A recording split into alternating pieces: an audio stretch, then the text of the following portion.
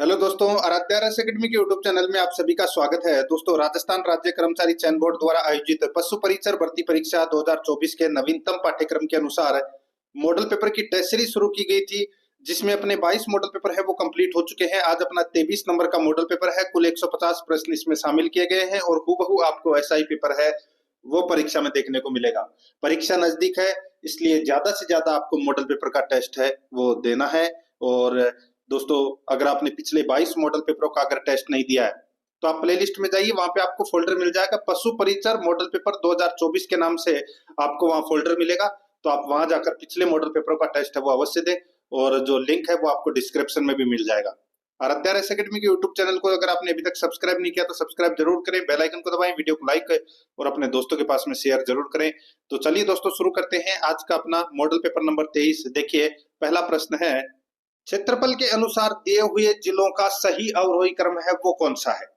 दोस्तों, क्षेत्रफल के अनुसार दिए हुए जिलों का सही अवरोही क्रम कौन सा है, जिसमें जैसलमेर, नागौर और टोंक दे रखा है। सबसे पहले तो आपको इनका जो क्षेत्रफल है वो दोस्तों पता होना चाहिए।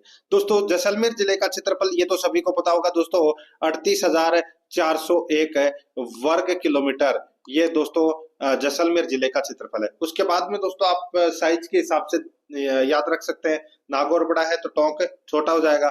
यहाँ पे नागौर जिले का जो क्षेत्रफल है वो दोस्तों 17,718 वर्ग किलोमीटर है। ये दोस्तों नागौर का क्षेत्रफल है। टोंक का जो क्षेत्रफल है वो दोस्तों 7,194 वर्ग किलोमीटर है। ये दोस्तों टोंक का क्षेत्रफल है। अवरोही क्रम अपने को बताना था। ये अवरोही क्रम दोस्तों पहले से यहाँ पर दे रखा है। इस प्रश्न का जो कुट भाषा में अगर अपन उत्तर देखें तो 1 2 3 बिल्कुल सही है। यहाँ पे सी नंबर का जो ऑप्शन है वो इसका राइट आंसर हो जाएगा। सेकंड नंबर का प्रश्न है, इसमें देखिए, मालपुरा करौली के मैदानी भाग है। बताइए किसके भाग हैं ये मालपुरा करौली के मैदानी भाग। तो इसका राइट आंसर हो जाएगा ये बनास बेसिन का भाग है। यहाँ पर डी नंबर का ऑप्शन राइट आंसर हो जाएगा। और बनास बेसिन के भाग के अंदर दोस्तों टोंक, अजमेर, सवाई माधोपुर और करौली जिले के भूभाग इसमें शामिल होते हैं। यहाँ पर डी नंबर ऑप्शन बिल्कुल सही। 3 नंबर का प्रश्न है, थार मरुस्थल में दांड के नाम से कौन सा जाना जाता है। बताइए दोस्तों, दांड दांड की मैं यहाँ पे बात कर रहा हूं तो दोस्तों इसका जो राइट आंसर हो जाएगा यहाँ पे दांड, या आप डांड भी बोल सकते हैं इसको, ठीक है, ये वाला डांड है, ठीक है। तो या इसको ऐसे भी बोल सकते हैं दोस्तों, ये डांड, ठीक है। तो ये थार मरुस्थल में डांड के नाम से कौन जाना जाता है, इसका राइट आंसर हो जाएगा चंद्राकार बालू का स्तूप में गर्त है। ये जाने जाते हैं दोस्तों दांड के नाम से। तो यहाँ पर अपना इसमें बी नंबर का जो ऑप्शन है वो इसका बिल्कुल सही उत्तर हो जाएगा। आगे देखिए, यहाँ पे 4 नंबर का प्रश्न है, खस की घास मुख्य रूप से राजस्थान में पाई जाती है। कहाँ पर पाई जाती है ये खस घास। दोस्तों ये भरतपुर व टोंक वन विभाग में पाई जाती है।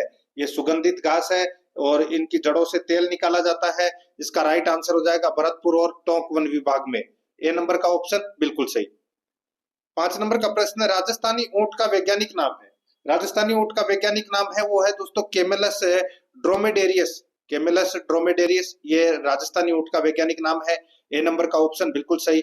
6 नंबर का प्रश्न है, कोपेन के जलवायु वर्गीकरण के अनुसार राजस्थान के किन जिलों में स्टेपी जलवायु पाई जाती है। स्टेपी जलवायु दोस्तों कोपेन के जलवायु वर्गीकरण के अनुसार ये पाई जाती है दोस्तों बाड़मेर, जालोर और जोधपुर जिले में। यहाँ पर सी नंबर का जो ऑप्शन है वो इसका राइट आंसर हो जाएगा।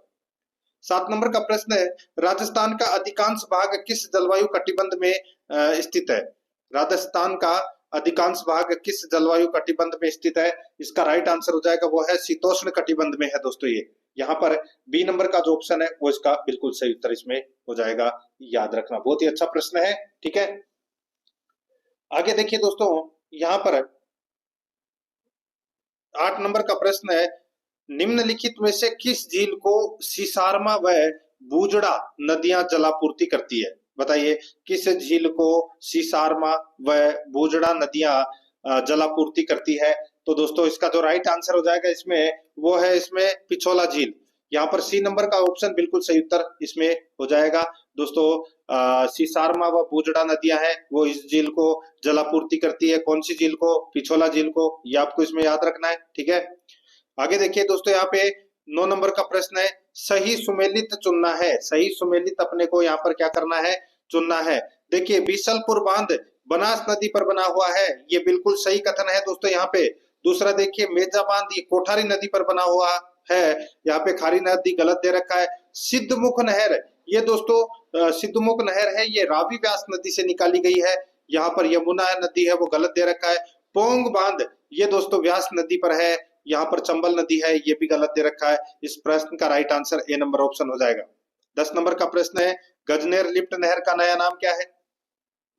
दोस्तों गजनेर लिफ्ट का नया गजनेर लिफ्ट नहर का नया नाम क्या है? इसका जो राइट आंसर हो जाएगा वो है पन्नालाल बारूपाल लिफ्ट नहर। पन्नालाल बारूपाल लिफ्ट नहर है, ए नंबर का जो ऑप्शन है वो इसका बिल्कुल सही उत्तर इसमें हो जाएगा। आगे देखिए दोस्तों यहाँ पे 11 नंबर का प्रश्न है, सूची फर्स्ट को सूची सेकंड से सुमेलित करना है। सूची फर्स्ट में दोस्तों यहाँ पे लिफ्ट नहर दे रखी है और सूची सेकंड में दोस्तों यहाँ पे लाभान्वित जिले दे रखे हैं। देखिए यहाँ पे सबसे पहले मैं आपको बताऊं, जयनारायण व्यास जो लिफ्ट नहर है इससे लाभान्वित जिले हैं वो है दोस्तों जोधपुर ग्रामीण और जैसलमेर। ठीक है, जोधपुर ग्रामीण और जैसलमेर, यानी कि पहले का 3 हो जाएगा। चौधरी कुंभाराम लिफ्ट नहर से दोस्तों हनुमानगढ़ और चूरू जिले को लाभान्वित होते हैं या पानी मिलता है। ठीक है, और पन्नालाल बारूपाल से दोस्तों बीकानेर, अनूपगढ़, डीडवाना, कुचामन, नागौर ये जिले लाभान्वित होते हैं दोस्तों पन्नालाल बारूपाल लिफ्ट नहर से। और डॉक्टर करणी सिंह लिफ्ट नहर से दोस्तों जोधपुर ग्रामीण, अनूपगढ़, बीकानेर ये जिले लाभान्वित होते हैं। यहाँ पर अपना इसमें राइट आंसर क्या हो जाएगा, वो हो जाएगा दोस्तों देखिए 3 4 1 2 3 4 1 2 कूट भाषा में अगर अपन देखें तो दोस्तों यहाँ पर सी नंबर का ऑप्शन आपको दिखाई दे रहा होगा, यही अपना सही उत्तर हो जाएगा। 12 नंबर का प्रश्न है, भारत की 2011 की जनगणना के अनुसार राजस्थान के किस जिले में जनसंख्या की वृद्धि दर सबसे अधिक थी? तो दोस्तों जनसंख्या की वृद्धि दर सबसे अधिक है वो कहां पर थी? सभी को पता है दोस्तों बाड़मेर में सर्वाधिक जनसंख्या वृद्धि दर थी। ठीक है, कितनी थी? तो दोस्तों 32.5%, ये आपको इसमें याद रखना है। और बाड़मेर से कम थी जैसलमेर में 31.8%, ये भी आपको इसमें याद रखना है। यहाँ पर इस प्रश्न का right answer A number option हो जाएगा। आगे देखिए 2011 की जनगणना के अनुसार राजस्थान के संबंध में कौन सा सही सुमेलित है? कौन सा सही सुमेलित है वो अपने को यहाँ पर बताना है। दोस्तों देखिए हिंदू कौन सा इसमें सही सुमेलित है वो बताना है, सिर्फ एक ही सही सुमेलित है दोस्तों हिंदू 79.93%, ये गलत हो जाएगा दोस्तों, ये है 88.49% हिंदू है। मुसलमान की मैं बात करूं तो दोस्तों यहाँ पे 20.07% दे रखा है, तो ये गलत हो जाएगा, ये है दोस्तों 9.07%। ईसाई है वो है दोस्तों 0.14%। ठीक है, 0.14% है, तो ये भी इसमें 5.27 दे रखा है, ये भी गलत हो जाएगा। सिख 1.27%, ये दोस्तों इसमें बिल्कुल सही है। यहाँ पर अपना डी नंबर का जो ऑप्शन है वो इसका राइट आंसर हो जाएगा, ये 2011 की जनगणना के अनुसार। ठीक है, ये धार्मिक जनसंख्या का प्रतिशत है, यहाँ पर डी नंबर का ऑप्शन बिल्कुल सही उत्तर हो जाएगा। 14 नंबर का प्रश्न इसमें देखिए, राजस्थान राज्य राजमार्ग विकास परियोजना सेकंड निम्न में से किस बैंक द्वारा वित्त पोषित है? तो दोस्तों ये वित्त पोषित है विश्व बैंक के द्वारा, राइट आंसर हो जाएगा यहाँ पे बी नंबर का जो ऑप्शन है वो इसका बिल्कुल सही। नेक्स्ट आगे देखिए 15 नंबर प्रश्न है, राजस्थान में कितने रेलवे मंडल अवस्थित हैं? तो दोस्तों राजस्थान में कितने रेलवे मंडल अवस्थित हैं? दोस्तों राइट आंसर हो जाएगा, शुरुआत में दोस्तों 4 थे, लेकिन अब वर्तमान में दोस्तों 5 हैं। ठीक है, तो इसका राइट आंसर हो जाएगा 5, सी नंबर का ऑप्शन बिल्कुल सही। 5 रेलवे मंडल हैं, जयपुर, अजमेर, बीकानेर, जोधपुर और कोटा। ठीक है, नेक्स्ट आगे देखिए 16 नंबर का प्रश्न है, निम्न में से कौन सी रबी की फसल नहीं है? दोस्तों रबी की फसल गेहूं है, जौ है, मसूर है, चावल है, ये दोस्तों मैं आपको बताऊं ये रबी की फसल है, ये नहीं है। तो यहाँ पर अपना इसमें राइट आंसर क्या हो जाएगा, ए नंबर का जो ऑप्शन है वो इसका बिल्कुल सही उत्तर इसमें हो जाएगा, याद रखना, बहुत ही अच्छा प्रश्न है। देखिए ये जो चावल है, ठीक है, ये खरीफ की फसल है, ए नंबर ऑप्शन बिल्कुल सही। 17 नंबर प्रश्न है, राजस्थान का दूसरा सबसे बड़ा सौर ऊर्जा पार्क कहाँ स्थापित किया जा रहा है? तो दोस्तों ये स्थापित किया जा रहा है नोख जैसलमेर में, नोख जैसलमेर में, यानी कि नोखा जैसलमेर में ये स्थापित किया जा रहा है। राइट आंसर हो जाएगा सी नंबर का ऑप्शन, बिल्कुल सही उत्तर हो जाएगा इसमें। नेक्स्ट आगे देखिए, महाराजा श्री उम्मेद मिल्स राजस्थान में कहां पर स्थित है? तो दोस्तों ये स्थित है कहां पर? उम्मेद मिल्स, ये सूती वस्त्र मिल है और ये पाली में स्थित है दोस्तों। यहाँ पर बी नंबर का ऑप्शन बिल्कुल सही उत्तर हो जाएगा। आगे देखिए, जबालीपुर, शाकंभरी, श्रीमाल जैसे प्राचीन नगरों का उल्लेख किस शिलालेख में? दोस्तों यहाँ पर बात हो रही है कि ये जो नाम दे रखे हैं यहाँ पे जबालीपुर, शाकंभरी, श्रीमाल, ये प्राचीन नगरों का जो उल्लेख है वो कौन से शिलालेख में इनका उल्लेख मिलता है? इसका जो राइट आंसर हो जाएगा वो है बिजोलिया शिलालेख में। यहाँ पर सी नंबर का जो ऑप्शन है वो इसका बिल्कुल सही उत्तर इसमें हो जाएगा।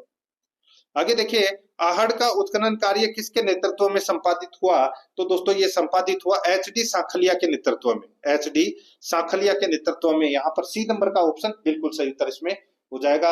और ये आहड़ सभ्यता है, ये कहां पर है? उदयपुर में है और ये आयड नदी यानी कि बेडस नदी के किनारे ये स्थित है और ये ताम्र पाषाणिक सभ्यता है। ठीक है, ये भी आपको इसमें याद रखना है। आगे देखिए 21 नंबर का प्रश्न है, मत्स्य महाजनपद की राजधानी कौन सी थी? तो दोस्तों मत्स्य जनपद की जो राजधानी थी वो थी दोस्तों विराटनगर। ए नंबर ऑप्शन बिल्कुल सही। 22 नंबर का प्रश्न है, निम्नलिखित में से कौन प्रतापगढ़ का शासक नहीं रहा? दोस्तों प्रतापगढ़ का शासक इनमें से कौन सा नहीं रहा? यहाँ पर देखिए सेमकरण राव महारावत प्रताप सिंह रहे, सूरजमल रहे, लेकिन रंजीत सिंह नहीं रहे। यहाँ पर डी नंबर का जो ऑप्शन है वो इसका बिल्कुल सही उत्तर इसमें हो जाएगा। दोस्तों महाराणा मोकल के पुत्र और कुंभा के भाई सेमकरण द्वारा 1433 ईस्वी में प्रतापगढ़ राज्य की स्थापना है वो की गई थी। ठीक है, ये आपको इसमें याद रखना है। आगे देखिए दोस्तों यहाँ पे 23 नंबर का प्रश्न है, मुगल बादशाह अकबर की राजस्थान के राजाओं के साथ मित्रता और वैवाहिक संबंधों की नीति को किस रूप में नामित किया गया था? मुगल बादशाह अकबर की राजस्थान के राजाओं के साथ मित्रता और वैवाहिक संबंधों की नीति को किस रूप में नामित किया गया था? इसका राइट आंसर हो जाएगा राजपूत नीति के नाम से। यहाँ पर दोस्तों बी नंबर का ऑप्शन बिल्कुल सही उत्तर इसमें हो जाएगा। राजपूतों को उच्च पद प्रदान करना, राजपूतों से वैवाहिक संबंध स्थापित करना, धार्मिक सहिष्णुता की नीति, राजपूत राजाओं का अभ्यादान, राजपूत की शक्ति का प्रयोग, ये था दोस्तों। ठीक है, यहाँ पर अपना इसमें राजपूत नीति इसका सही उत्तर हो जाएगा बी नंबर ऑप्शन। नेक्स्ट आगे देखिए, राजस्थान में 1857 में पहला विद्रोह कब और कहां हुआ था? दोस्तों जो पहला विद्रोह है ये 28 मई 1857 को नसीराबाद में हुआ था। यहाँ पर ए नंबर का जो ऑप्शन है वो इसका बिल्कुल सही उत्तर हो जाएगा। 25 नंबर का प्रश्न है, बिजोलिया के किसान आंदोलन को गांधी जी ने आशीर्वाद दिया था। तो दोस्तों गांधी जी ने आशीर्वाद है ये कहां और कब दिया था? राइट आंसर हो जाएगा दोस्तों 1920 के नागपुर अधिवेशन में दोस्तों गांधी जी ने बिजोलिया किसान आंदोलन को आशीर्वाद दिया था। यहाँ पर इसमें ए नंबर का ऑप्शन राइट आंसर हो जाएगा। आप सभी को पता होगा दोस्तों ये 44 वर्षों तक बिजोलिया किसान आंदोलन चला था। 1897 से लेकर 1941 तक ये बिजोलिया किसान आंदोलन चला था। ए नंबर ऑप्शन बिल्कुल सही। आगे देखिए, भील क्षेत्र में बावजी के नाम से जाने जाते हैं। दोस्तों भील क्षेत्र में बावजी के नाम से यानी कि आदिवासियों का मसीहा कहा जाता था दोस्तों किसको? तो दोस्तों मोतीलाल तेजावत को। यहाँ पर दोस्तों आदिवासियों का मसीहा या बावजी के नाम से मोतीलाल तेजावत को जाना जाता है। यहाँ पर बी नंबर ऑप्शन बिल्कुल सही। देखिए जो अभी संशोधित पाठ्यक्रम आया है, ठीक है, और ये 7 सितंबर को ये 9 सितंबर को जो ये पाठ्यक्रम जारी हुआ है पशु परिचर का, इसके अंदर मैं आपको एक चीज बता देता हूँ।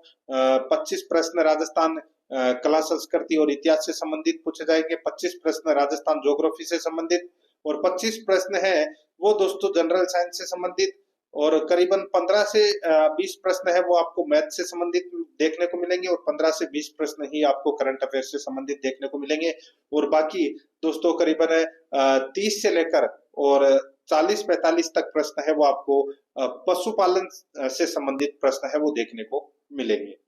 कभी ऐसे मत समझना कि 6 पार्टों में डिवाइड किया गया है तो सबके 25-25 प्रश्न होंगे, ऐसा कुछ नहीं होने वाला दोस्तों। 25 प्रश्न करंट अफेयर के नहीं पूछे जाएंगे, करंट अफेयर के मात्र और मात्र 10 से 15 प्रश्न है वो करंट अफेयर के पूछे जाएंगे। ठीक है, तो ये आपको इसमें देखिए पशु परिचर का एग्जाम है तो पशुपालन से संबंधित तो ज्यादा प्रश्न पूछे ही जाएंगे ही, इसमें तो कोई सवाल ही नहीं है, ठीक है। और क्लास को लाइक नहीं किया तो एक बार सभी के सभी मित्र हैं वो क्लास को लाइक जरूर करें। भाग ब के लिए दोस्तों मॉडल पेपर की भी टेस्ट सीरीज है वो शुरू कर दी गई है। आप प्ले लिस्ट में जाओगे तो वहां पे आपको एक फोल्डर मिलेगा पशु परिचर भाग ब मॉडल पेपर के नाम से, जिसमें आपको 40 प्रश्न है वो प्रतिदिन मिलेंगे पशुपालन से संबंधित। आप उनका रोजाना टेस्ट दे सकते हैं। क्लास को लाइक करें और आराध्या रेस एकेडमी के यूट्यूब चैनल को सब्सक्राइब नहीं किया तो सब्सक्राइब जरूर कर लें, बेल आइकन को दबाएं ताकि नोटिफिकेशन है वो आपके पास में निरंतर पहुंचता रहे। वीडियो को लाइक करें, शेयर करें फेसबुक व्हाट्सएप ग्रुप पे, ये तो मैंने आपको करवा ही दिया, ठीक है। 27 नंबर का प्रश्न है, इसमें देखिए जमनालाल बजाज ने स्थापना की थी। दोस्तों जमनालाल बजाज ने स्थापना किसकी की थी? इसका जो सही उत्तर हो जाएगा वो है दोस्तों जयपुर प्रजामंडल की स्थापना की थी जमनालाल बजाज ने, ठीक है दोस्तों। इसका right answer A number option हो जाएगा। आगे देखिए राजस्थान का एकीकरण कितने चरणों में पूरा हुआ? तो दोस्तों राइट आंसर हो जाएगा 7 चरणों में पूरा हुआ था दोस्तों राजस्थान का एकीकरण।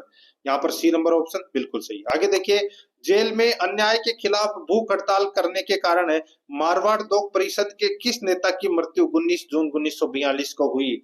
दोस्तों नाम तो सुना ही होगा आपने, बाल मुकुंद बिस्सा, ठीक है। ये हिस्सा नहीं बिस्सा, ठीक है दोस्तों। बाल मुकुंद बिस्सा की जो मृत्यु है भूख हड़ताल के कारण जेल में हुई थी। यहाँ पर अपना इसमें डी नंबर का जो ऑप्शन है वो इसका बिल्कुल सही उत्तर इसमें हो जाएगा। आगे देखिए दोस्तों यहाँ पे 30 नंबर का प्रश्न है, देखिए किस ग्रंथकार ने अपने ग्रंथों का नाम बीकानेर महाराजा अनूप सिंह के नाम पर रखा था? दोस्तों इसका राइट आंसर हो जाएगा वो है भाव भट्ट ने। भाव भट्ट ने दोस्तों, जैसे भाव भट्ट ने कौन कौन से ग्रंथ लिखे तो मैं आपको बताऊं दोस्तों, अनूप संगीत रत्नाकर, अनूप संगीत विलास, अनूप कुंस, ठीक है, ये ऐसे ग्रंथ लिखे थे और अनूप सिंह के नाम पर लिखे थे। यहाँ पर इसका राइट आंसर हो जाएगा ए नंबर ऑप्शन सही, भावभट्ट। आगे देखिए भंडार क्या है? दोस्तों भंडार क्या है? तो ये विवाह पर आयोज्य भोज है दोस्तों, ये भंडार। यहाँ पर ए नंबर ऑप्शन बिल्कुल सही उत्तर हो जाएगा। 32 नंबर प्रश्न, चरणदासी संप्रदाय की प्रधान पीठ कहाँ है? तो दोस्तों ये प्रधान पीठ है ये दिल्ली में है दोस्तों। कहां पर है? दिल्ली में। Right answer A number option हो जाएगा। आगे देखिए संत पीर शाह अली और तुकनगीर ने 400 साल पहले मेवाड़ में किस ख्याल की रचना की थी? बहुत ही अच्छा प्रश्न है दोस्तों। संत पीर शाह अली जो कि मध्य प्रदेश के थे, ठीक है, और तुकनगीर ने दोस्तों मेवाड़ में तुरा कलंगी ख्याल की रचना की थी। राइट आंसर हो जाएगा यहाँ पे सी नंबर का ऑप्शन बिल्कुल सही। 34 नंबर का प्रश्न है, इसमें देखिए निम्नलिखित को यानी कि सूची फर्स्ट को सूची सेकंड से सुमेलित करना है। सूची फर्स्ट में कपड़े हैं और सूची सेकंड में दोस्तों देखिए सूची फर्स्ट में कपड़े और गहने दे रखे हैं और सूची सेकंड में अन्य नाम, यानी कि उनके अन्य नाम है वो क्या है दोस्तों। यहाँ पर देखिए सूची फर्स्ट में अंगरखी, अंगरखी का अन्य नाम क्या है? तो दोस्तों इसको बोलते हैं बुगतरी। क्या बोलते हैं? बुगतरी बोलते हैं दोस्तों, ठीक है। और ताराबात, ताराबात क्या है? तो दोस्तों ताराबात की ओढ़नी होती है, तो ये ओढ़नी हो जाएगा। और फलिया किसको बोलते हैं? तो दोस्तों फलिया पगड़ी को बोलते हैं, तो यहाँ पर इसका पगड़ी हो जाएगा। यानी कि अपना इसमें राइट आंसर क्या हो जाएगा? 3 1 2, 3 1 2 कौन से ऑप्शन में है? यहाँ पर देखिए सी नंबर का ऑप्शन दे रखा है, यही अपना सही उत्तर हो जाएगा। आगे देखिए पोत हाकर सरी आभूषण कहाँ पहना जाता है? दोस्तों पोत हाकर सरी आभूषण कहाँ पहना जाता है? ये पहना जाता है दोस्तों गले में, गले में पहना जाता है। सी नंबर का ऑप्शन बिल्कुल सही उत्तर हो जाएगा। गले में पहने जाने वाला ये आभूषण है, सी नंबर ऑप्शन सही उत्तर। 36 नंबर का प्रश्न है रागमंजरी एवं रागमाला जैसे प्रसिद्ध संगीत ग्रंथों के रचयिता कौन थे? तो दोस्तों रागमाला एवं रागमंजरी इन ग्रंथों के जो रचयिता थे वो थे दोस्तों पुंडरीक विठल। यहाँ पर ए नंबर का ऑप्शन बिल्कुल सही उत्तर हो जाएगा। आगे देखिए निम्नलिखित में से किस वाद्य यंत्र को भेरी भी कहा जाता है? भेरी भी कहा जाता है। भेरी किसको कहा जाता है दोस्तों? ये कहा जाता है मुंगल को। किसको कहा जाता है? मुंगल को। सॉरी भूंगल है, ठीक है, भूंगल। क्या है दोस्तों? ये भूंगल है। भूंगल को दोस्तों भेरी कहा जाता है, भूंगल वाद्य यंत्र को। और ये एक सुशीर वाद्य यंत्र है जो फूंक देकर बजाया जाता है, ठीक है। इसे रणबेरी भी कहा जाता है, ये भी आपको इसमें याद रखना है। राइट आंसर हो जाएगा यहाँ पे भूंगल। आगे देखिए सूची फर्स्ट को सूची सेकंड से सुमेलित करना है। सूची फर्स्ट में कुलदेवी है और सूची सेकंड में जाति दे रखी है। दोस्तों करणी माता किसकी कुलदेवी है? तो करणी माता चारणों की कुलदेवी है। सकराय माता है, ये किसकी कुलदेवी है? तो दोस्तों ये खंडेलवाल की कुलदेवी है। आई माता है, ये दोस्तों सिरवी जाति की कुलदेवी है। और नारायणी माता नाई जाति की कुलदेवी है। यहाँ पर इस प्रश्न का राइट आंसर हो जाएगा 4 3 2 1। कुटभाषा में अपने को उत्तर देना था, तो यहाँ पर इसमें सी नंबर का जो ऑप्शन है वो इसका बिल्कुल सही उत्तर हो जाएगा। 39 नंबर का प्रश्न है, कौन से लोक देवता को ऊंटों के देवता के रूप में पूजा जाता है? तो दोस्तों राइट आंसर हो जाएगा यहाँ पे बाबूजी। यहाँ पर ए नंबर का जो ऑप्शन है वो इसका बिल्कुल सही। ऊंटों के देवता किसको कहते हैं? बाबूजी को। ए नंबर ऑप्शन बिल्कुल सही। 40 नंबर का प्रश्न है, इसमें देखिए, कनफटे जोगी डमरू एवं सारंगी वाद्य यंत्रों के साथ किस देवी के गीत गाते हैं? कनफटे जोगी डमरू एवं सारंगी वाद्य यंत्रों के साथ किस देवी के गीत गाते हैं? इसका सही उत्तर हो जाएगा वो है दोस्तों जीण माता की। ठीक है, यहाँ पर ए नंबर का जो ऑप्शन है वो इसका बिल्कुल सही उत्तर इसमें हो जाएगा, याद रखना है आपको। नेक्स्ट है, आगे देखिए यहाँ पे 41 नंबर का प्रश्न, निम्नलिखित में से किसे कोल्लू फड़ौदी का प्रमुख वार्षिक मेला समर्पित है? बताइए। कोल्लू मंड नाम तो सुना ही होगा दोस्तों। कोल्लू मंड में किसका मंदिर है? तो दोस्तों पाबूजी का है। तो यहाँ पर अपना इसमें राइट आंसर क्या हो जाएगा? पाबूजी। बी नंबर ऑप्शन बिल्कुल सही। आगे देखिए, निम्नलिखित में से कौन सी चित्रशैली गीत गोविंद पर आधारित चित्रों के लिए जानी जाती है? इसका सही उत्तर हो जाएगा दोस्तों वो है इसमें मेवाड़। यहाँ पर बी नंबर का ऑप्शन बिल्कुल सही उत्तर इसमें हो जाएगा। बहुत ही अच्छा प्रश्न है ये। आगे देखिए यहाँ पे, किस वर्ष में राजस्थान में पहली हस्तशिल्प नीति जारी की गई थी? तो दोस्तों हस्तशिल्प नीति पहली ये जारी की गई थी दोस्तों 2022 में। 17 सितंबर 2022 को दोस्तों पहली हस्तशिल्प नीति है वो जारी की गई थी। यहाँ पर अपना सी नंबर का ऑप्शन बिल्कुल सही। 44 नंबर का प्रश्न, निम्नलिखित में से कौन सा किला गढ़बीठली के नाम से जाना जाता है? तो दोस्तों गढ़बीठली के नाम से तारागढ़ का किला है वो जाना जाता है, जो कि अजमेर में है। यहाँ पर सी नंबर का ऑप्शन बिल्कुल सही उत्तर हो जाएगा। आगे देखिए, निम्नलिखित सूची फर्स्ट विरासत और सूची सेकंड में स्थान के साथ मिलान करें और नीचे दिए गए कोड से सही उत्तर को अपने को यहाँ पर चुनना है। दोस्तों गजनेर महल कहाँ पर है? तो दोस्तों गजनेर महल बीकानेर में है। किराड़ू मंदिर बाड़मेर में है और जग मंदिर उदयपुर में है। तो यहाँ पर कूट भाषा की अगर मैं बात करूं तो इस प्रश्न का राइट आंसर क्या हो जाएगा? 3 1 2 3 1 2। तो यहाँ पर अपना इसमें सी नंबर का ऑप्शन बिल्कुल सही उत्तर इसमें हो जाएगा। आगे देखिए, मेवाड़ राजघराने के अंत्येष्टि स्थल का नाम क्या है? मेवाड़ राजघराने के अंत्येष्टि स्थल का नाम क्या है? इसका राइट आंसर हो जाएगा वो है दोस्तों महासत्य। क्या नाम है? महासत्य। याद रखना दोस्तों, मैं यहाँ पे बता रहा हूँ कि यानी कि महासत्य या महासती आप बोल सकते हैं। जैसे कि दोस्तों मेवाड़ के महाराणा अमर सिंह और इसके परवर्ती शासकों की जो छत्रियां हैं वो आज उदयपुर में है, जिन्हें महासतिया या दोस्तों महासत्य के नाम से जाना जाता है। ठीक है, तो यहाँ पर अपना इसमें राइट आंसर क्या हो जाएगा? सी नंबर ऑप्शन बिल्कुल सही। आगे देखिए, विजय स्तंभ पर किसकी मूर्ति बनी हुई है?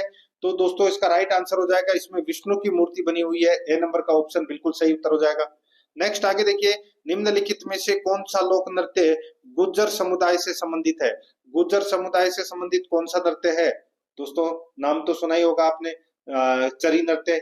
और चरी नृत्य दोस्तों किशनगढ़ व अजमेर क्षेत्र में गुर्जर महिलाओं द्वारा मांगलिक अवसरों पर दोस्तों चरी जो एक बर्तन होता है उसमें दीपक जलाकर सिर के ऊपर रखकर नृत्य किया जाता है। फल्गुबाई है वो प्रसिद्ध चरी नृत्यांगना है, सभी को पता होगा। डी नंबर का ऑप्शन बिल्कुल सही उत्तर हो जाएगा। 49 नंबर प्रश्न, किस लोक नाट्य की प्रस्तुति के समय इसके मुख्य गीतों का संबंध चौमासा वर्षा ऋतु का वर्णन एवं गणपति वंदना से है? बताइए, किस लोक नाट्य की प्रस्तुति के समय इसके मुख्य गीतों का संबंध चौमासा वर्षा ऋतु का वर्णन एवं गणपति वंदना से है? इसका सही उत्तर हो जाएगा वो है दोस्तों रम्मत। यहाँ पर बी नंबर का जो ऑप्शन है वो इसका बिल्कुल सही उत्तर हो जाएगा। ठीक है, जो रम्मत है इसका अर्थ होता है खेल, और इसे खेलने वाले को खेलार कहते हैं या दोस्तों रम्मतीय भी कहते हैं इसे। राइट आंसर हो जाएगा बी नंबर ऑप्शन बिल्कुल सही। 50 नंबर प्रश्न है, ऐतिहासिक स्थल जबालीपुर की आधुनिक पहचान है? दोस्तों जबालीपुर किसका प्राचीन नाम था? दोस्तों ये प्राचीन नाम था जालोर का। यहाँ पर ए नंबर का ऑप्शन बिल्कुल सही उत्तर हो जाएगा। नेक्स्ट आगे देखिए, अब अपने साइंस से संबंधित प्रश्न शुरू हो गए। अभी तक अपन ने राजस्थान कला संस्कृति, इतिहास और ज्योग्राफी से संबंधित ये 50 प्रश्न पढ़े थे, ठीक है। अब देखिए यहाँ पे 25 प्रश्न अपन जनरल साइंस से संबंधित पढ़ेंगे। देखिए, किसी दिए गए धातु की तार की विद्युत प्रतिरोधकता निर्भर करती है, तो ये किस पर निर्भर करती है? तो दोस्तों ये उसके पदार्थ की प्रकृति पर, उसके पदार्थ की प्रकृति पर निर्भर करती है दोस्तों, विद्युत प्रतिरोधकता निर्भर, ठीक है। तो यहाँ पर अपना इसमें डी नंबर का ऑप्शन राइट आंसर हो जाएगा। आगे देखिए 52 नंबर का प्रश्न है, जब हम सेव को टुकड़ों में काटते हैं तो कुछ समय बाद सतह का रंग भूरा हो जाता है, यह कारण है। तो दोस्तों यह एक क्या है? तो दोस्तों ये एक रासायनिक परिवर्तन है। ये बी नंबर का जो ऑप्शन है वो इसका बिल्कुल सही उत्तर हो जाएगा, क्योंकि सेब में उपस्थित आयरन का ऑक्सीकरण हो जाता है, ठीक है। तो यहाँ पर अपना इसमें राइट आंसर क्या हो जाएगा? ये एक रासायनिक परिवर्तन है, बी नंबर ऑप्शन सही। आगे देखिए, पुराने चित्रों का संरक्षण किस ऑक्सीकारक के द्वारा किया जा सकता है? तो दोस्तों ये किया जाता है दोस्तों H2O2 के द्वारा दोस्तों पुराने चित्रों का संरक्षण किया जा सकता है। यहाँ पर बी नंबर का ऑप्शन राइट आंसर हो जाएगा। अब ये H2O2 क्या है? तो ये हाइड्रोजन पेरोक्साइड है दोस्तों। ये क्या है? Hydrogen peroxide. तो यहाँ पर अपना इसमें बी नंबर का ऑप्शन बिल्कुल सही। 54 नंबर का प्रश्न है, जब एक धातु पानी के साथ अभिक्रिया करती है तो कौन सी गैस निकलती है? तो दोस्तों कौन सी गैस निकलती है? तो उसमें पानी के साथ अभिक्रिया करती है, ठीक है। तो दोस्तों उसमें हाइड्रोजन गैस निकलती है। यहाँ पर डी नंबर का ऑप्शन बिल्कुल सही उत्तर इसमें हो जाएगा, हाइड्रोजन, ठीक है। आगे देखिए, यहाँ पे निम्नलिखित में से कौन सुमेलित नहीं है? कौन सुमेलित नहीं है वो अपने को मित्रों यहाँ पर बताना है। दोस्तों देखिए, मैग्नीशियम आतिशबाजी, दोस्तों यहाँ पर देखिए धातु दी गई है और उनका उपयोग दे रखा है। मैग्नीशियम का उपयोग दोस्तों आतिशबाजी के लिए किया जाता है, बिल्कुल सही बात है। यूरेनियम का उपयोग दोस्तों परमाणु बम बनाने के लिए किया जाता है, बिल्कुल सही है। पोटेशियम का जो उपयोग है वो इलेक्ट्रिक बल्ब, ये गलत हो जाएगा दोस्तों। पोटेशियम का जो उपयोग है वो उर्वरक के लिए किया जाता है दोस्तों। और जिंक का उपयोग है वो गलवनीकरण के लिए किया जाता है, बिल्कुल सही है। यहाँ पर सी नंबर का ऑप्शन राइट आंसर हो जाएगा। आगे देखिए, 18 कैरेट सोने में होता है, कितना प्रतिशत सोना होता है 18 कैरेट में? दोस्तों आप निकाल सकते हैं, जैसे कि एक शुद्ध कैरेट कितना होता है? तो दोस्तों शुद्ध होता है 24 कैरेट, ठीक है। और जो जेवराती सोना होता है वो 22 कैरेट में बनता है। आप 18 कैरेट में भी बनवा सकते हो उसको, ठीक है। तो यहाँ पे 18/24 इंटू 100 कर लीजिए, ठीक है। तो यहाँ पर काट लीजिए इसको दोस्तों। ये 6 से ये 4 बार कट गया, ये 6 से 3 बार कट गया, ये 4 से 100 है, ये 25 बार कट गया। तो 25 इंटू 3 75% सोना होता है दोस्तों 18 कैरेट में। यहाँ पर डी नंबर ऑप्शन बिल्कुल सही। आगे देखिए, अधातुओं में आमतौर पर सबसे भारी सतह में इलेक्ट्रॉन होते हैं। तो सबसे भारी सतह में इलेक्ट्रॉन होते हैं दोस्तों, इसका राइट आंसर हो जाएगा 5, 6, 7 या 8 होते हैं। यहाँ पर अपना इसमें सही उत्तर हो जाएगा बी नंबर का ऑप्शन बिल्कुल सही उत्तर हो जाएगा। दोस्तों देखिए, अधातु इलेक्ट्रॉन ग्राही होते हैं, ये इलेक्ट्रॉन ग्रहण करके दोस्तों ऋणायन कर बनाते हैं। इनके बाहरी कोश में आमतौर पर 4 से 8 इलेक्ट्रॉन होते हैं, यानी कि 5, 6, 7, 8 होते हैं। यहाँ पर बी नंबर ऑप्शन बिल्कुल सही उत्तर हो जाएगा। 58 नंबर का प्रश्न इसमें देखिए, गर्म विधि से किसी तेल या वसा के साबुनीकरण के लिए विलयन काम में लिया जाता है। तो बताइए कौन सा विलयन है वो काम में लिया जाता है? दोस्तों गर्म विधि से तेल या वसा के साबुनीकरण के लिए कौन सा विलयन काम में लिया जाता है? इसका राइट आंसर हो जाएगा दोस्तों, वो है KOH और NaOH। यानी कि दोस्तों मैं आपको बताऊं यहाँ पे दोस्तों, ये देखिए तेल और वसा में दोस्तों ये मौजूद होता है ट्राइग्लिसराइड। ये जलीय NaOH और KOH के साथ अभिक्रिया करते हैं। तो यहाँ पर अपना इसमें राइट आंसर क्या हो जाएगा? डी नंबर का ऑप्शन बिल्कुल सही, ए और बी दोनों। आगे देखिए, एक वस्तु किसी उत्तल लेंस के 2f1 पर रखी है, उसका प्रतिबिंब बनेगा। दोस्तों उसका प्रतिबिंब है वो कहाँ बनेगा? उसका प्रतिबिंब बनेगा दोस्तों 2f2 पर बनेगा। यहाँ पर अपना इसमें right answer C number option हो जाएगा। आगे देखिए, दूरदृष्टि रोग के मरीज को चश्मा दिया जाता है, तो कौन सा चश्मा दिया जाता है? तो दोस्तों उत्तल लेंस का चश्मा दिया जाता है। यहाँ पर सी नंबर का ऑप्शन राइट आंसर हो जाएगा, याद रखना। नेक्स्ट आगे देखिए 61 नंबर प्रश्न है, प्रकाश के वर्ण विक्षेपण का उदाहरण है। प्रकाश के वर्ण विक्षेपण का उदाहरण है वो क्या है? तो दोस्तों वो है प्रिज्म से प्राप्त स्पेक्ट्रम। प्रिज्म से प्राप्त स्पेक्ट्रम, यहाँ पर सी नंबर का जो ऑप्शन है वो इसका बिल्कुल सही उत्तर हो जाएगा। आगे देखिए वाहनों के अग्रदीपों यानी कि हेडलाइटों में किस प्रकार के दर्पण का इस्तेमाल होता है? तो कौन से प्रकार का दर्पण का इस्तेमाल होता है? तो दोस्तों परवलयी दर्पण का इस्तेमाल होता है दोस्तों, ठीक है, हेडलाइटों में। यहाँ पर डी नंबर का ऑप्शन बिल्कुल सही उत्तर इसमें हो जाएगा, याद रखना, ठीक है। आगे देखिए यहाँ पे 63 नंबर प्रश्न है, दीर्घ दृष्टि वाले व्यक्ति के लिए निकट बिंदु होता है। बताइए दीर्घ दृष्टि वाले व्यक्ति के लिए निकट बिंदु क्या होता है? तो निकट बिंदु होता है दोस्तों 25 सेंटीमीटर से अधिक। यहाँ पर ए नंबर का ऑप्शन बिल्कुल सही उत्तर इसमें हो जाएगा। नेक्स्ट आगे देखिए प्रकाश की एक किरण परावर्ती समतल सतह पर सतह के साथ 56 डिग्री के कोण पर आपतित होती है, परावर्तन कोण का मान होगा। प्रकाश की एक किरण परावर्ती समतल सतह पर सतह के साथ 56 डिग्री के कोण पर आपतित होती है, परावर्तन कोण का मान होगा। इसका राइट आंसर हो जाएगा वो है 34 डिग्री। यहाँ पर दोस्तों इसका राइट आंसर हो जाएगा ए नंबर ऑप्शन बिल्कुल सही। दोस्तों देखिए अपन मैं बात करूं अपवर्तन कोण का, तो यहाँ पर दोस्तों सीधा सा है 90 डिग्री में से 56 है वो घटा दीजिए, 34 आएगा, वही अपना सही उत्तर हो जाएगा, ए नंबर ऑप्शन सही। आगे देखिए समतल दर्पण के प्रतिबिंब के लिए कौन सा कथन असत्य है? कौन सा कथन असत्य है? दोस्तों देखिए प्रतिबिंब हमेशा वास्तविक होता है, ये कथन इसमें दोस्तों बिल्कुल सही है, बी नंबर का ऑप्शन बिल्कुल सही उत्तर हो जाएगा। आगे देखिए 66 नंबर का प्रश्न है, अंतरिक्ष यात्री को आकाश दिखाई देता है। अंतरिक्ष यात्री को आकाश दिखाई देता है, तो दोस्तों ये देता है काला, ठीक है, काला दिखाई देता है अंतरिक्ष यात्री को आकाश। यहाँ पर डी नंबर ऑप्शन बिल्कुल सही। नेक्स्ट आगे देखिए यहाँ पे कौन सी ग्रंथि केवल यौवन तक सक्रिय रहती है?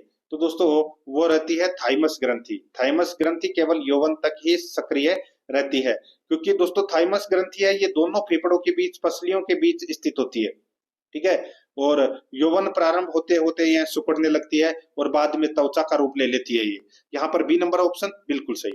आगे देखिए मस्तिष्क का सेरिबलम भाग संबंधित है, तो दोस्तों ये संबंधित है संतुलन से संबंधित है ये, ए नंबर का ऑप्शन बिल्कुल सही उत्तर हो जाएगा, संतुलन से संबंधित। आगे देखिए मस्तिष्क किसकी आपूर्ति के लिए रक्त पर निर्भर होता है?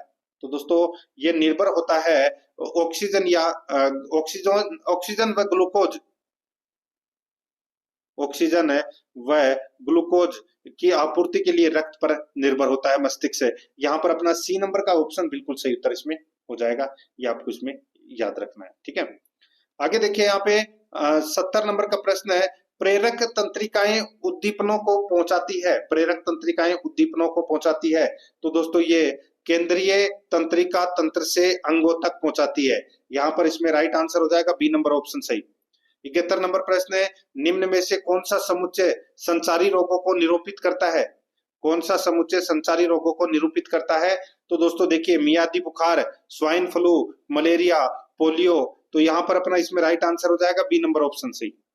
आगे देखिए दोस्तों एलिसा निम्नलिखित में से क्या है? तो दोस्तों एलिसा क्या है सभी को पता होगा दोस्तों, ये दोस्तों एड्स का पता लगाने के लिए एक जांच है ये एलिसा।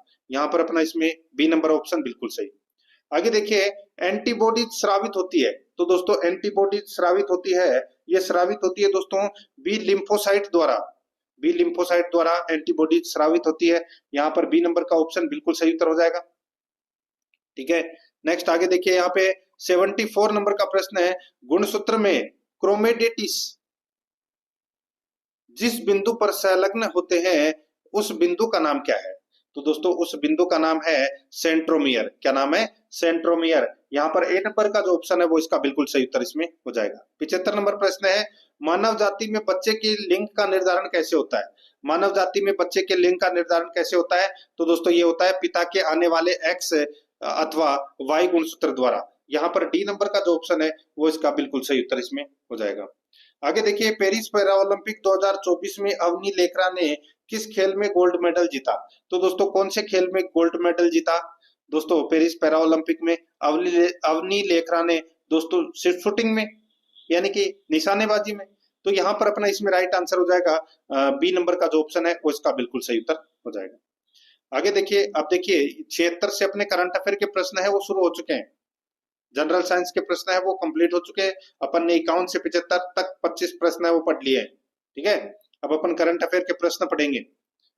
10 प्रश्न है, फिर उसके बाद में 15 प्रश्न है वो अपन मैथ से संबंधित पढ़ेंगे। 10 से ज्यादा पढ़ेंगे, देखते हैं कितने। देखिए, फिर ये तो मैंने आपको बताया निशानेबाजी से संबंधित। 77 नंबर का प्रश्न इसमें देखिए, इनमें से कौन सी परियोजना जापान इंटरनेशनल कॉरपोरेशन एजेंसी के सहयोग से चलाई जा रही है? तो दोस्तों वो है राजस्थान वानिकी एवं जैव विविधता परियोजना है। ये जापान इंटरनेशनल कॉरपोरेशन एजेंसी के सहयोग से चलाई जा रही है।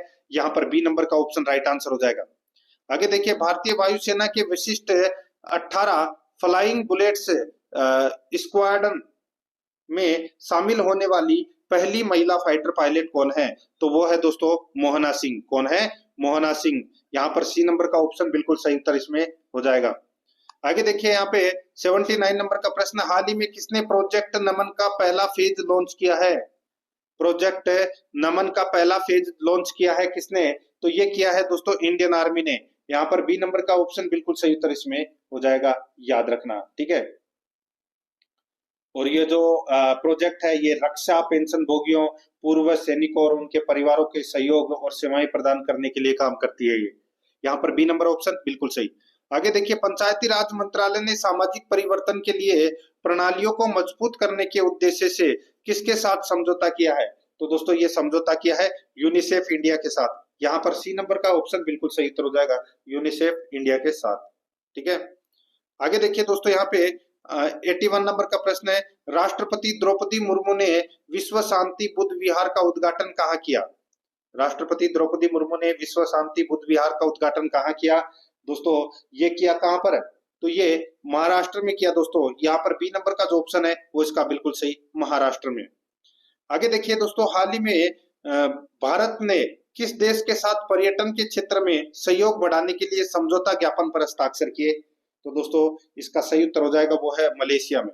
यहाँ पर बी नंबर का ऑप्शन बिल्कुल सही उत्तर हो जाएगा, मलेशिया में। आगे देखिए, ग्लोबल फिनटेक फेस्ट 2024 का आयोजन कहाँ किया गया? दोस्तों ये आयोजन किया गया कहाँ पर? तो ये मुंबई में आयोजन किया गया दोस्तों इसका। ठीक है, यहाँ पर ए नंबर का ऑप्शन बिल्कुल सही उत्तर इसमें हो जाएगा। नेक्स्ट आगे देखिए, एक राष्ट्र एक चुनाव किस समिति की सिफारिश पर किया गया है? बहुत ही अच्छा प्रश्न है दोस्तों, एक राष्ट्र एक चुनाव किस समिति की सिफारिश पर किया गया है? सही उत्तर हो जाएगा वो है दोस्तों रामनाथ कोविंद की सिफारिश के आधार पर। यहाँ पर ए नंबर का ऑप्शन बिल्कुल सही उत्तर इसमें हो जाएगा, याद रखना। ठीक है, आगे देखिए, यहाँ पे राष्ट्रीय खेल दिवस प्रतिवर्ष कब मनाया जाता है? तो दोस्तों ये मनाया जाता है 29 अगस्त को मनाया जाता है, ये राष्ट्रीय खेल दिवस है। यह भी आपको इसमें याद रखना है। ठीक है, आगे देखिए दोस्तों, यहाँ पे देखिए, अब अपन ने यहाँ पे 15 प्रश्न है वो मैथ से संबंधित पढ़ेंगे, 10 प्रश्न अपन ने करंट अफेयर से संबंधित पढ़ लिए। देखिए, एक वस्तु को अंकित मूल्य पर 20% छूट के बाद 120 रुपए में बेचा गया। यदि छूट नहीं दी जाती तो इस पर 20% का लाभ होता। वस्तु का क्रम मूल्य है वो अपने को यहाँ पर ज्ञात करना है।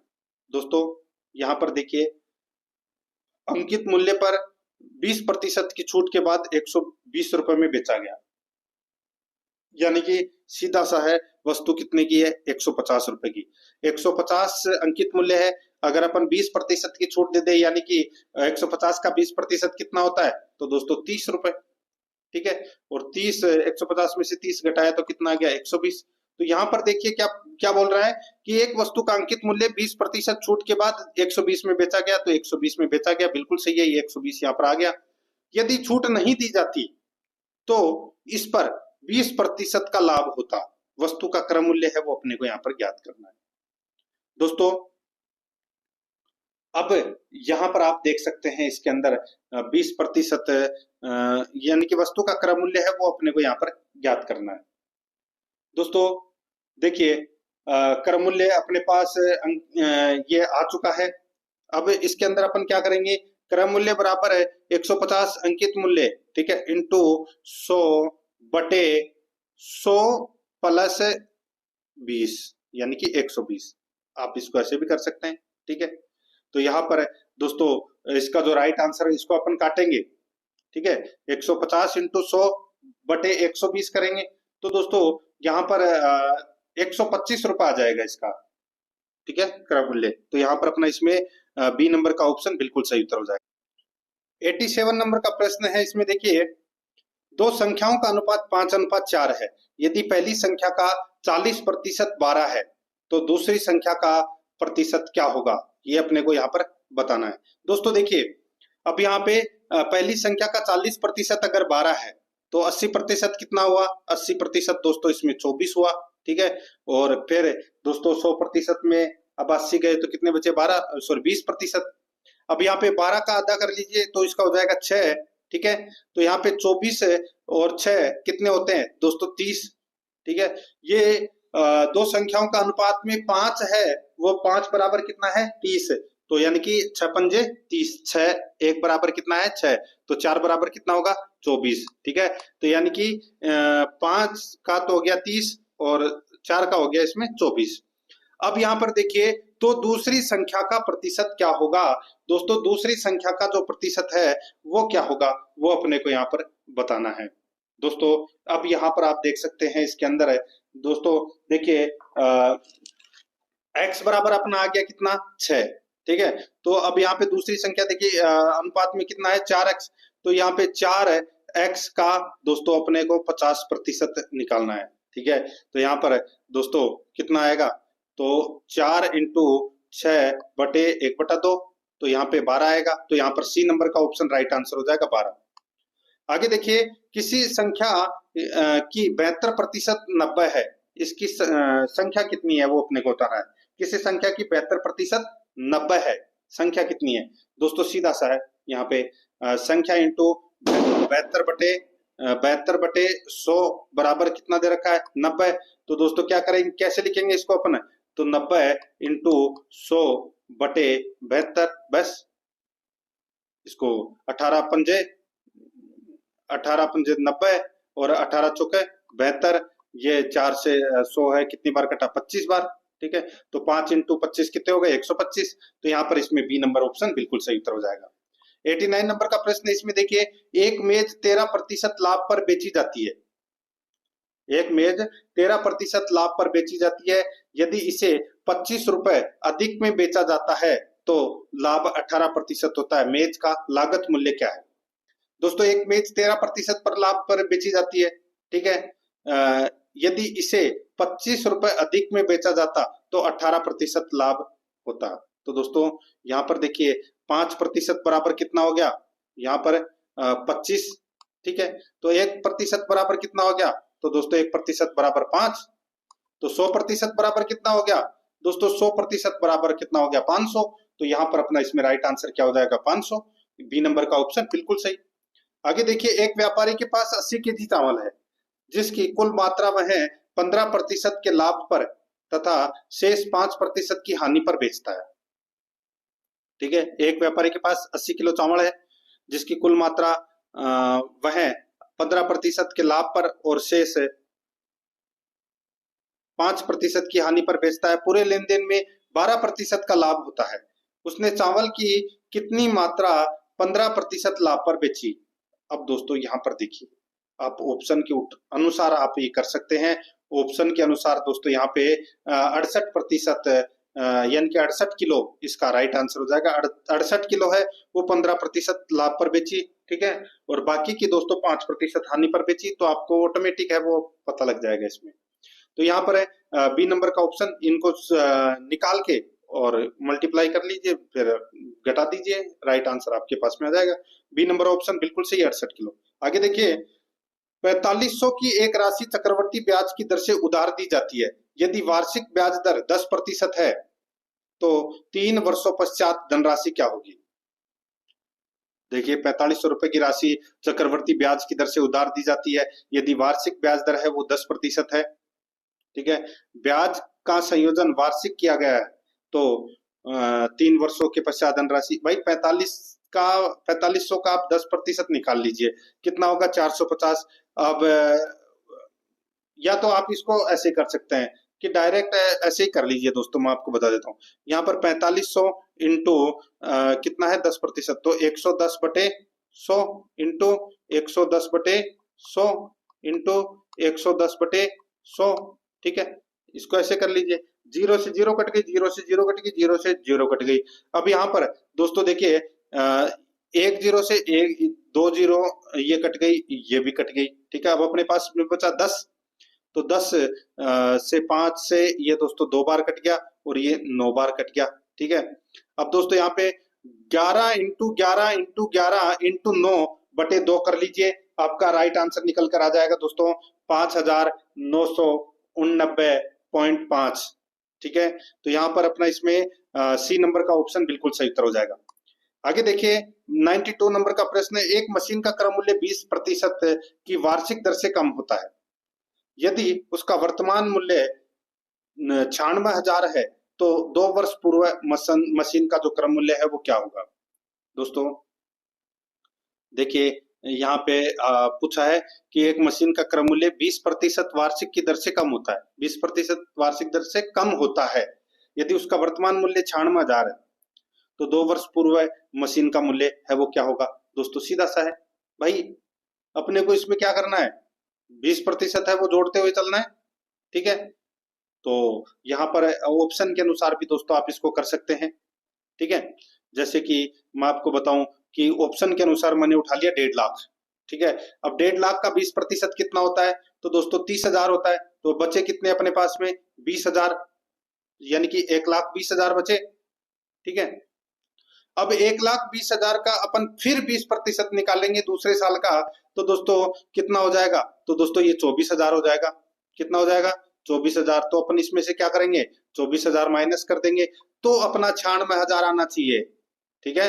तो 96,000 आ रहे हैं, 1,20,000 में से 24,000 गए तो 96,000 आ रहे हैं, तो ये अपना सही उत्तर हो जाएगा। यहाँ पे 1,50,000 इसका बिल्कुल सही उत्तर हो जाएगा। आगे देखिए 10,650 की एक राशि 5% साधारण ब्याज की दर से एक वर्ष में दोस्तों यहाँ पर देखिए 3724 ब्याज अर्जित करती है, एक्स का मान है वो अपने को यहाँ पर ज्ञात करना है, ठीक है। अब दोस्तों इसके अंदर आप देख सकते हैं 10,640 की एक राशि 5% साधारण ब्याज की दर से, यहाँ पे एक नहीं सॉरी एक्स कर देना, यहाँ पे एक्स वर्षों में 3724 ब्याज अर्जित करती है, तो एक्स का मान है वो अपने को यहाँ पर ज्ञात करना है। तो कितने वर्षों में ये ब्याज की राशि है वो 3724 है, वो हो जाएगी 5% साधारण ब्याज की दर से। दोस्तों अब यहाँ पे देखिए आपको क्या करना है, 10,664 का सॉरी 10,640 का 5% निकाल लीजिए, तो कितना होगा दोस्तों 532, कितना होगा 532 होगा। अब ये जो 3724 दे रखा है इसमें 532 का भाग दे दीजिए, तो 5 सामे 35, तो भाई 7 वर्ष हो गया इसका राइट आंसर, ठीक है। यहाँ पर अपना इसमें राइट आंसर क्या क्या हो जाएगा दोस्तों 7 वर्ष, बी नंबर का ऑप्शन बिल्कुल सही। आगे देखिए दोस्तों यहाँ पे उन वर्षों की संख्या ज्ञात करें जिनमें 8% प्रति वर्ष की साधारण ब्याज की दर से निवेश की गई एक राशि दुगनी हो जाती है। दोस्तों उन वर्षों की संख्या ज्ञात करें जिनमें 8% प्रति वर्ष की साधारण ब्याज की दर से निवेश की गई राशि दुगनी हो जाती है। दोस्तों राइट आंसर क्या हो जाएगा इसमें, वो है कौन सा दोस्तों, देखिए दुगनी है वो 8 वर्षों में, 100 में 8 का भाग दे दीजिए, कितना आएगा 12.5%, साधारण ब्याज की यहाँ पे बात की गई है, तो यहाँ पर सी नंबर का ऑप्शन राइट आंसर हो जाएगा। आगे देखिए 14, 17, 34, 42 प्रत्येक में से छोटी संख्या कौन सी घटाई जाए कि इस प्रकार प्राप्त संख्याएं समानुपाती हो। दोस्तों अब यहाँ पर आप देख सकते हैं, देखिए 14, 17, 34, 42 प्रत्येक में से छोटी संख्या कौन सी घटाई जाए कि इस प्रकार प्राप्त संख्याएं समानुपाती हो। ऑप्शन के अनुसार आप देख लीजिए, इसका राइट आंसर हो जाएगा दोस्तों, इनमें सब में 2-2 घटा के देख लीजिए, 12, 15, 32 और 40, ठीक है। तो इसका जो राइट आंसर क्या हो जाएगा, वो हो जाएगा दोस्तों ए नंबर का ऑप्शन बिल्कुल सही, ठीक है। आगे देखिए दोस्तों यहाँ पे 96 नंबर का प्रश्न है, यदि mn बराबर 3:2 हो तो 4m + 5n समानुपात अनुपात 4m - 5n का मान है वो क्या होगा। दोस्तों यहाँ पर ऑप्शन के अनुसार कर लीजिए, यहाँ पे 11:1 राइट आंसर हो जाएगा। एम की जगह 11 रख लीजिए और एन की जगह 1 रख लीजिए, राइट आंसर निकल कर आ जाएगा दोस्तों यहाँ पे। डी नंबर का ऑप्शन बिल्कुल सही। 97 नंबर प्रश्न है, यदि एक 12 वर्ष के लड़के को नए लड़के से बदलते हैं तो 18 लड़कों की औसत आयु 1.5 बढ़ जाती है। नए लड़के की आयु है वो क्या है, वो अपने को यहाँ पर ज्ञात करना है। देखिए 18 लड़कों की जो कुल आयु वृद्धि है वो 18 इंटू दोस्तों 1.5 करना है। ठीक है, तो कितना हो गया दोस्तों, ये हो गया 27 वर्ष। ठीक है, अब दोस्तों यहाँ पर देखिए पुराने लड़के की जो आयु है वो कितनी है, तो वो है 12 वर्ष। ठीक है, तो नए लड़के की आयु में अपन क्या करेंगे, पुराने लड़के की आयु जोड़ देंगे, तो 12 और 27 कितने होते हैं, तो दोस्तों ये होते हैं 39। ठीक है, तो यहाँ पर इसका राइट आंसर क्या हो जाएगा, 39।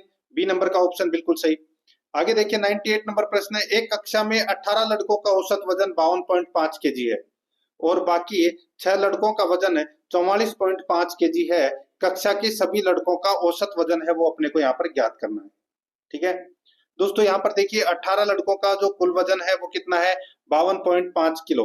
तो यहाँ पे 18 इंटू 52.5 किलो से मल्टीप्लाई करेंगे तो कितना आ जाएगा दोस्तों, यह आ जाएगा 945 केजी। ठीक है, 945 केजी। अब दोस्तों आगे देखिए, बाकी 6 लड़कों का वजन 44.5 केजी है, तो दोस्तों यहाँ पर अपन ऐसे करेंगे, 6 इंटू 44.5 केजी से मल्टीप्लाई करेंगे तो कितना आ जाएगा, तो दोस्तों ये आ जाएगा 267 केजी।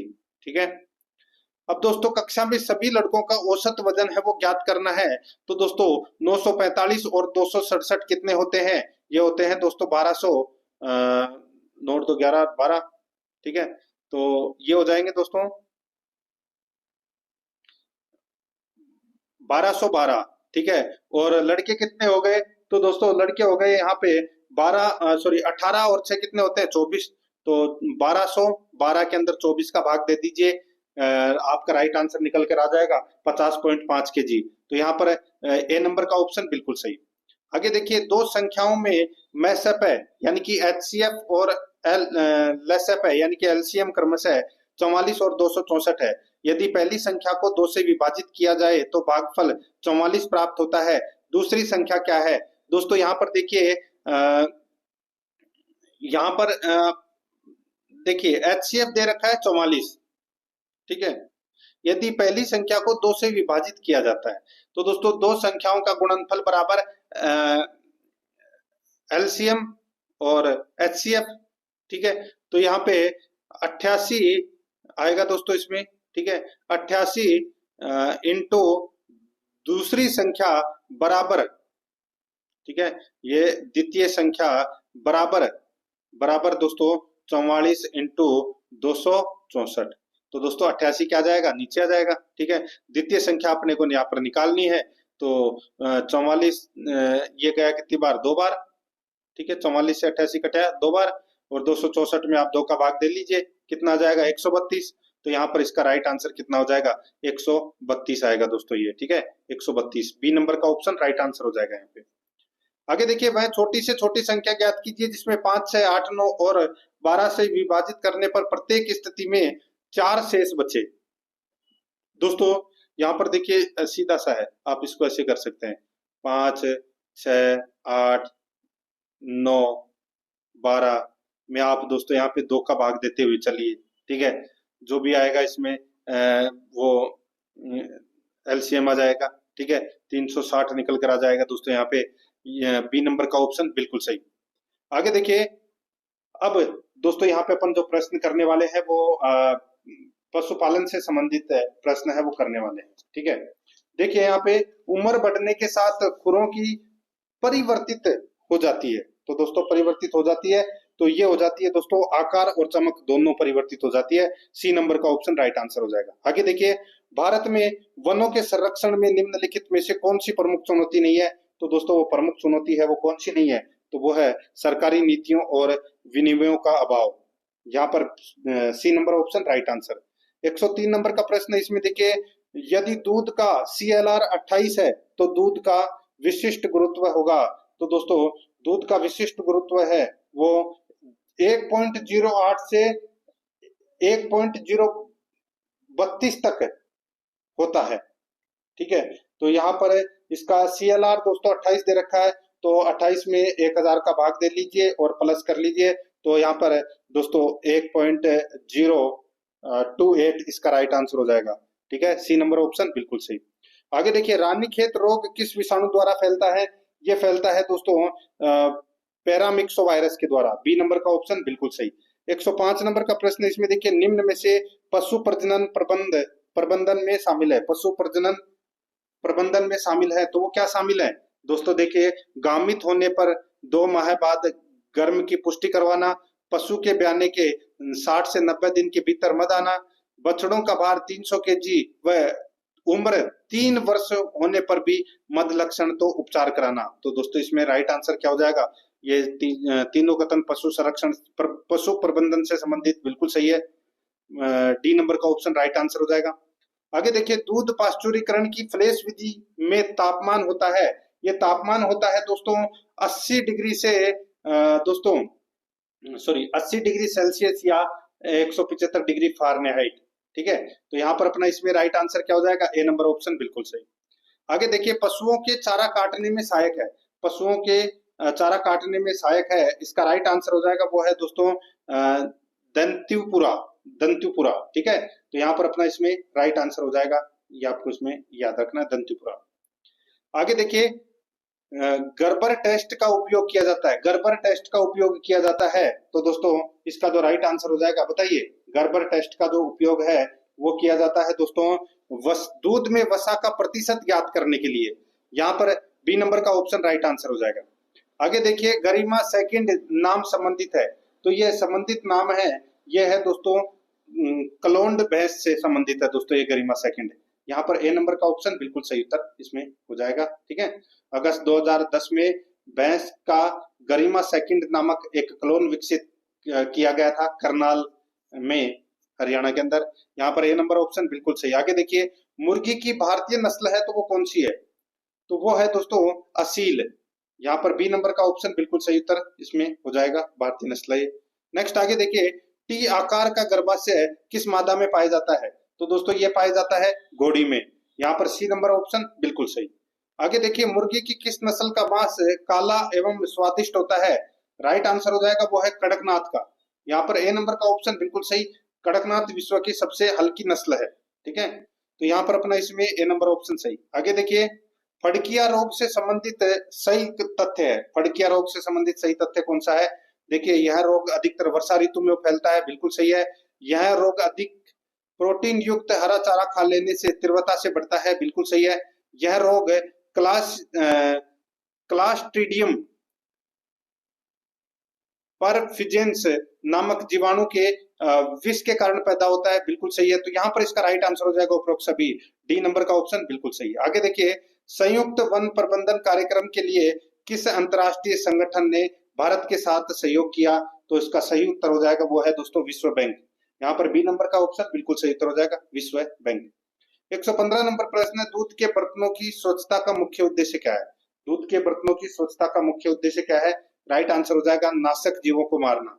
यहाँ पर सी नंबर का ऑप्शन राइट आंसर हो जाएगा, नाशक जीवों को मारना। आगे देखिए, दूध की शुद्धता किसके द्वारा नापी जाती है?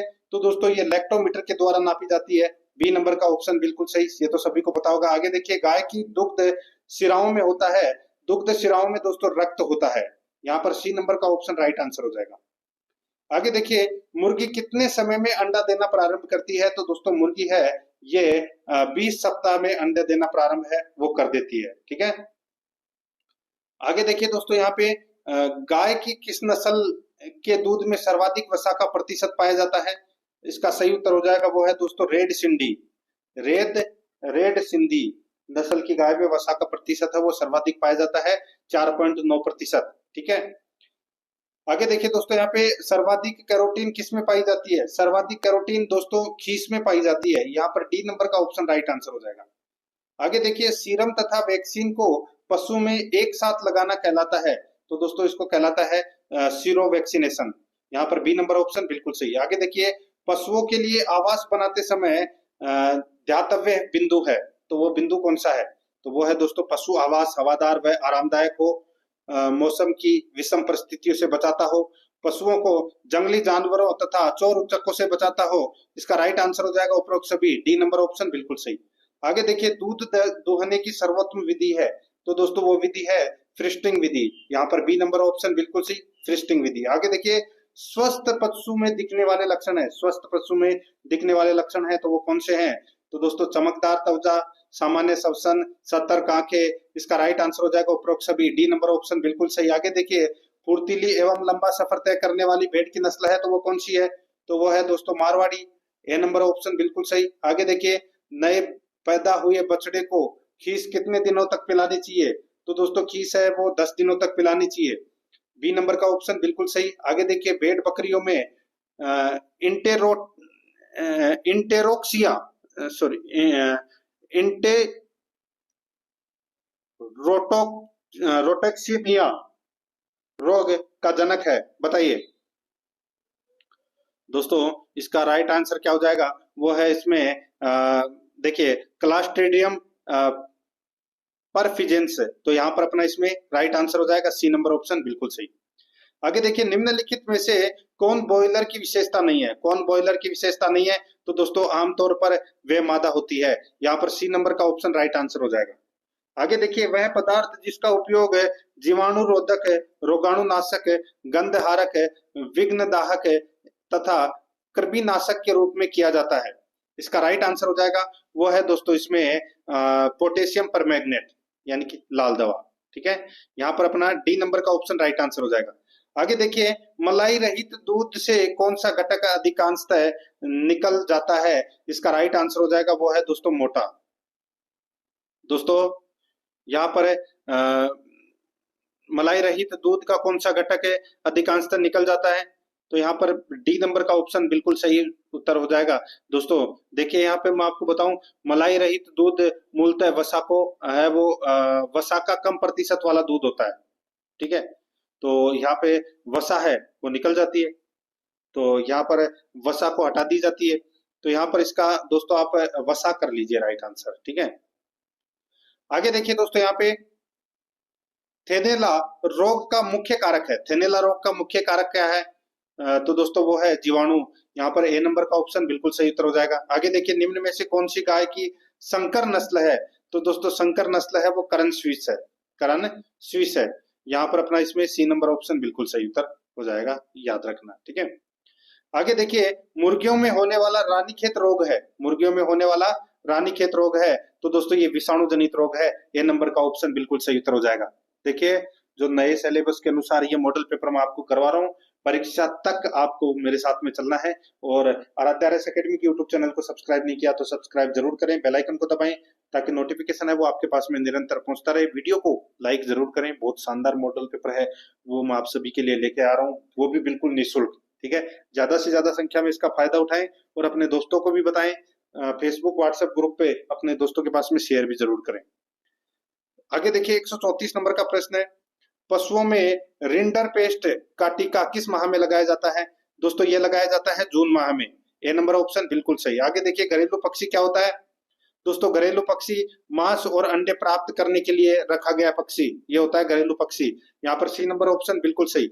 आगे देखिए, अपशिष्ट प्रबंधन के घटक हैं, अपशिष्ट प्रबंधन के घटक दोस्तों कचरे का संग्रह, परिवहन, उपचार एवं निस्तारण, तो दोस्तों ये सभी हैं, ये अपशिष्ट प्रबंधन के घटक हैं, D number option right answer. आगे देखिए, बुग्याल किसे कहते हैं? बुग्याल बोलते हैं दोस्तों किसे? तो ये ऊंची पहाड़ियों पर स्थित हरे भरे चारागाह को बुग्याल बोलते हैं, यहाँ पर बी नंबर ऑप्शन बिल्कुल सही। आगे देखिए, गाय के शुद्ध दूध का आपेक्षिक घनत्व कितना होता है? तो दोस्तों ये घनत्व होता है 1.028, यहाँ पर अपना इसमें सी नंबर ऑप्शन सही। आगे देखिए, डेयरी गाय को दूध दोहन से दोते समय किस प्रकार के साबुन से बचना चाहिए? तो दोस्तों यहाँ पर देखिए, डिटर्जेंट के साबुन से बचना चाहिए दोस्तों, यहाँ पर डी नंबर का ऑप्शन बिल्कुल सही। आगे देखिए, ऊंट में गर्भकाल होता है, ऊंट में गर्भकाल होता है दोस्तों 390 से 410 दिन का। ठीक है, सी नंबर ऑप्शन बिल्कुल सही। आगे देखिए, एक गाभिन गाय को गर्भाधान के कितने माह बाद गर्भकालीन आहार देना चाहिए? तो दोस्तों वो है 6 माह बाद, यहाँ पर सी नंबर का ऑप्शन बिल्कुल सही उत्तर हो जाएगा। आगे देखिए, निम्नलिखित में से कौन गाय की उच्च दूध उत्पादन प्रजाति है? तो दोस्तों वो है इसमें होलिस्टीन। यहाँ पर बी नंबर का ऑप्शन बिल्कुल सही उत्तर हो जाएगा। आगे देखिए जमुनापारी वह बीटल प्रजाति है। तो दोस्तों ये प्रजाति है बकरी की। यहाँ पर अपना डी नंबर ऑप्शन बिल्कुल सही। आगे देखिए गाय की किस नस्ल के शरीर पर काले, कत्थई व सफेद धब्बे होते हैं? तो दोस्तों वो है गिर गाय के। यहाँ पर ए नंबर का ऑप्शन बिल्कुल सही। नेक्स्ट आगे देखिए कौन सा भाग अंडवाहिनी का भाग नहीं है? कौन सा भाग अंडवाहिनी का नहीं है? तो इसका राइट आंसर हो जाएगा दोस्तों वो है इसमें सर्विक्स। डी नंबर का ऑप्शन बिल्कुल सही। आगे देखिए निम्न में से कौन सी बीमारी वुडन टंग लक्षण प्रदर्शित करती है? सही उत्तर हो जाएगा वो है दोस्तों एक्टिनोबेसिलोसिस। यहाँ पर बी नंबर ऑप्शन बिल्कुल सही। आगे देखिए रुमंथी पशुओं में आमाशय का कौन सा भाग मधुमक्खी के छत्ते जैसे आकार का होता है? इसका राइट आंसर हो जाएगा वो है रेटिकुलम। बी नंबर ऑप्शन बिल्कुल सही। आगे देखिए मासाई समाज को कितनी सामाजिक श्रेणियों में विभाजित किया गया था? इसका राइट आंसर हो जाएगा वो है 2 सामाजिक श्रेणियों में। सी नंबर ऑप्शन बिल्कुल सही। आगे देखिए बर्बर बर्बेर्स चरवाहे समुदाय किस क्षेत्र में पाया जाता है? तो दोस्तों ये पाया जाता है उत्तरी पश्चिमी अफ्रीका में। यहाँ पर सी नंबर का ऑप्शन बिल्कुल सही उत्तर हो जाएगा। आगे देखिए भारत का कौन सा वन्य जीव अभ्यारण्य भारतीय गेंडों की आबादी के लिए प्रसिद्ध है? तो वो है दोस्तों काजीरंगा राष्ट्रीय उद्यान। यहाँ पर बी नंबर का जो ऑप्शन है वो इसका बिल्कुल सही उत्तर इसमें हो जाएगा।